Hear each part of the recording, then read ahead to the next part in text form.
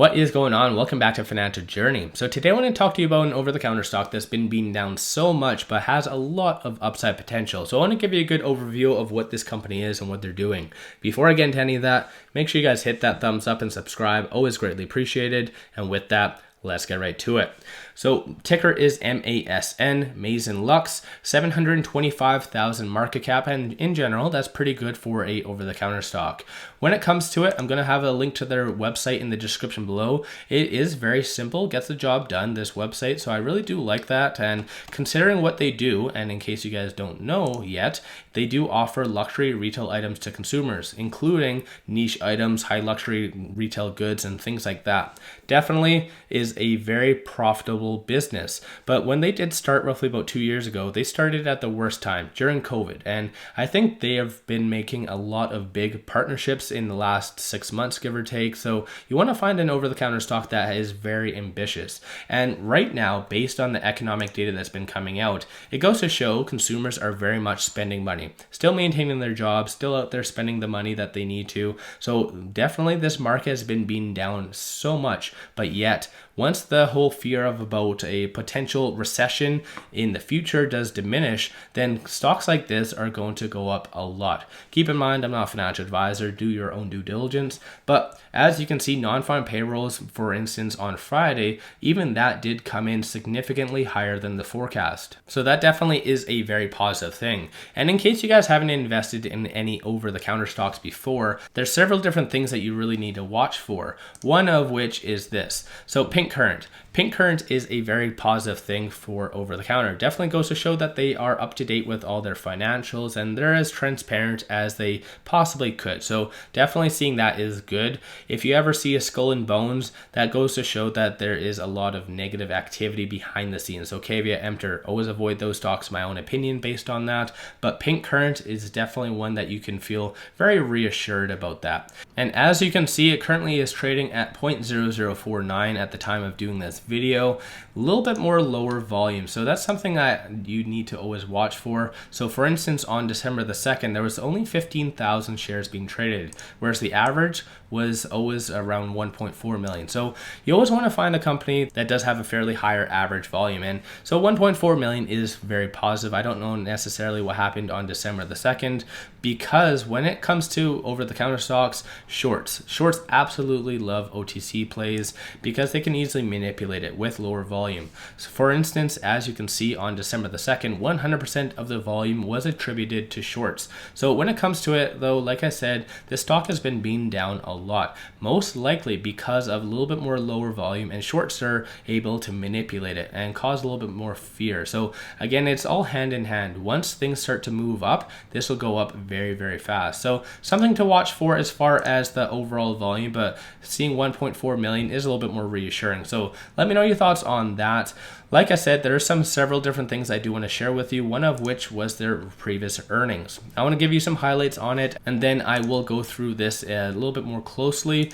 But as you can see, 35% increase from a year-over-year standpoint, and that is from revenue. So massive amount of increase, and that's exactly what you want to find in a over-the-counter stock or any stock in general. And then to piggyback off of that, net loss was 958,000 compared to 1.3 million. So definitely another move in the right direction.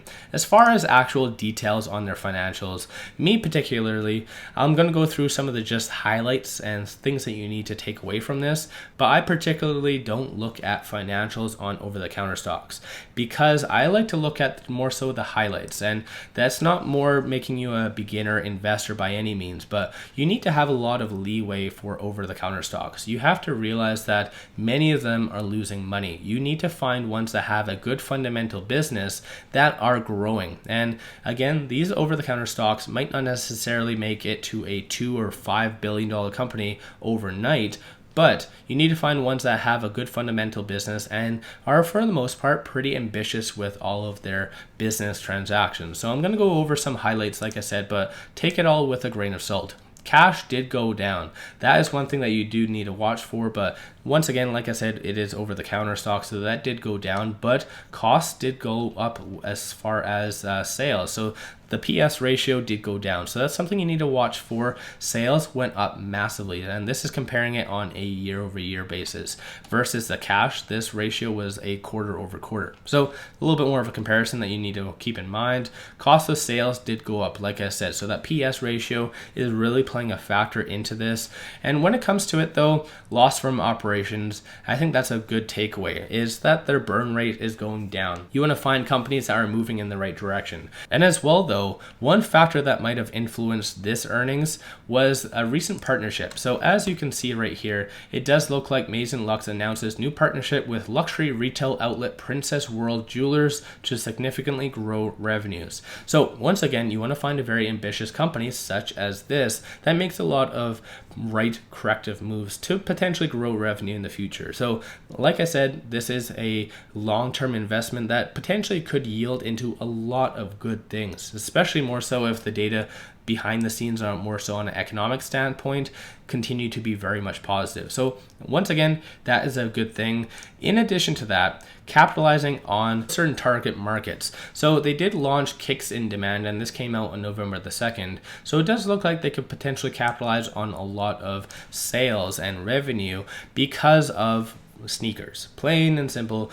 Sneakers aren't necessarily for me, but I'm not the target market. Clearly for them, they're targeting the younger generation. So younger generation might not necessarily be buying houses, but they will be buying luxury items and specific items such as sneakers. So I think that's definitely been one that's been floating around for a while. So they're trying to capitalize on it, and clearly very much so. Looking on their actual website though, they do have a lot of positive things. So you can make custom inquiries on maybe a certain item that you do want.